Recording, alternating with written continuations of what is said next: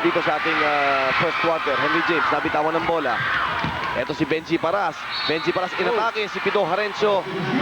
At ito, isang pag-uusapan natin dito pag itong umaatake si Benji Paras. Gusto mo meron pang isang malaking katawan na nandun bumara. Ang problema po, si EJ File na napakalaking manlalaro para sa koponan ng Ginebra ay hindi pa ho nagpapakita sa team ito since yesterday. Oo. At coach, problema yun. Imposible Problema naman yun. Imposible nalunod yung sa baha yun dahil napakalaki yata. Hindi malulunod sa baha yun.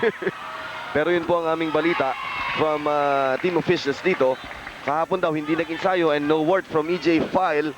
Kanina hindi natin malaman kung ano talagang nangyari kay EJ File. So hanggang kanina yata. Hindi, ano yun? Baka sumama lang ang loob niya doon sa pagkatalo ni Ni Mansueto Velasco. Oo, baka kagabi. Hindi nagising ng maayos. Eto si Benji Paras. Second time transition basket ang Ginebra defense being challenged dito sa first quarter ng Shell.